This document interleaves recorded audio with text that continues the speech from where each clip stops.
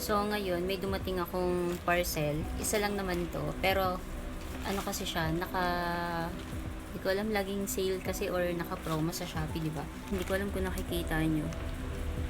Ilang pieces siya. Mga mura lang. Mura lang siya. 28 pesos ang isa. So, malalaman natin kung ano. Hindi ko pa siya ino-open actually. So, ngayon pa lang. Dito sa video. So, yan. Open na natin. So, tingnan natin yung laman. Yan, nabuksan ko na. Pero, in fairness naman, lately, maganda, naka-bubble wrap talaga ng sobra yung ano nila. Yung item nila. Or dahil sa seller din, no? Siguro. So, yan. Diba? Medyo ano siya, medyo mabigat. Kasi 6 pieces to. So, tingnan natin. Ay, nakita ko na agad. So excited. Madilim ba? Parang dumidilim ako. Wait lang. Kita ko sa inyo. Uy, yung bango. Hindi ko pa Wala, ang bango. 6 na piraso siya. Ewan ko kung nakikita niyo. Parang nauuso yung ganito na perfume. Na mura lang siya na pahaba. Para save spacer, no? So, yan. Tinanggal na natin. Ang pangalan nito, N5. Correct me if I'm wrong. So, yan. Tingnan natin. Yanin ko muna, buksan ko muna yung isang piraso. So, yun, naano ko kasi masira yung ano. Ganda rin ng box. Ay! Hala, ang ganda. Oh, di ba? Shala. Gold. See? Hindi ko na-expect to. So, ayun o, makikita mo talagang puno yung ano, laman. Tapos, wait lang. Ay! Parang ano siya, bagay sa mga gamit na medyo gusto ng powdery na amoy. Parang pulbo. Hindi ko alam. Ito pa yung isa, Far Away. Marami nagsasabi mabango daw to eh. Pero parang familiar ako sa mga ganito. Ah, yan. Okay. Ganun siya oh. Legit, no? Kung ano yung size nung carton niya, yung box, ganun din siya. Ang bango nito. Bango. Tapos, eto. Basta, ganun na yung pag-pronounce. Hulimea or Holimea. Basta ganun. Wait, open ko lang. Sisira ako sometimes yung ano eh, yung box. So, yan. Open natin tong ano. Itong isa. Nakikita ko. Okay, buksan natin. Ay, ang babango niya lagi. Hindi yung pa binubuksan pero naamoy mo na yung bango. Pero hindi yung ano hindi yung matapang na amoy. Okay. Medyo nalukot lang yung ano, pero okay lang naman. Hindi mo hindi mo nakaka-affect. Ay, yung bango. Ang bango.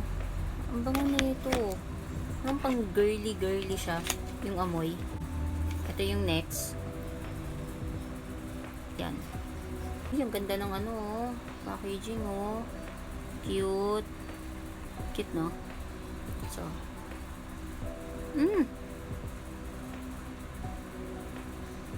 Ay, ang bango na ito. Ang bango siya.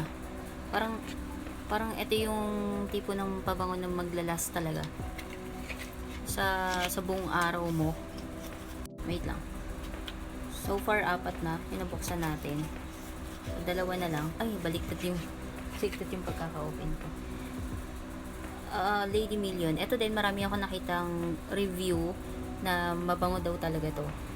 Yung Lady Million. Sinusuksok ko na sa ino ko. Oo nga, mabango siya.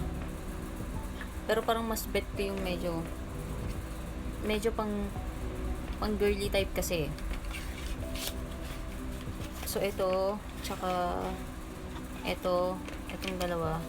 Ito yung mga parang pang ano, kung gusto mo ng babae yung amoy mo, yan. Yung dalawa. Para sa akin. Last, Kiss Me. Ito rin. Ito excited ako. Ay, medyo lukot yung ano, pero okay lang. Kasi pag lalagyan mo naman sa bag mo, hindi naman nakabox, diba? Kaya okay lang. Ay, ang cute. Medyo sira lang yung ano. Medyo nalukot lang siya. Pero anyway. Okay. Kiss Me. Tingnan natin. light, sobrang gaan ng amoy. Yun, yung ganun. Siguro hindi mo pa siya mararamdaman sa unang sa unang pag-amoy mo. So, ito, so far, etong gusto ko. Ito, tsaka, ito. Yan, etong dalawa. Pero, sa dalawa naman, ito yung bet kong amoy. Kung hindi masyadong pang girly type, yung gusto mong amoy. Kung gusto mo naman ng medyo light lang, talaga, na amoy, hindi yung sobrang tapang, at hindi rin sobrang yung sobrang maamoy.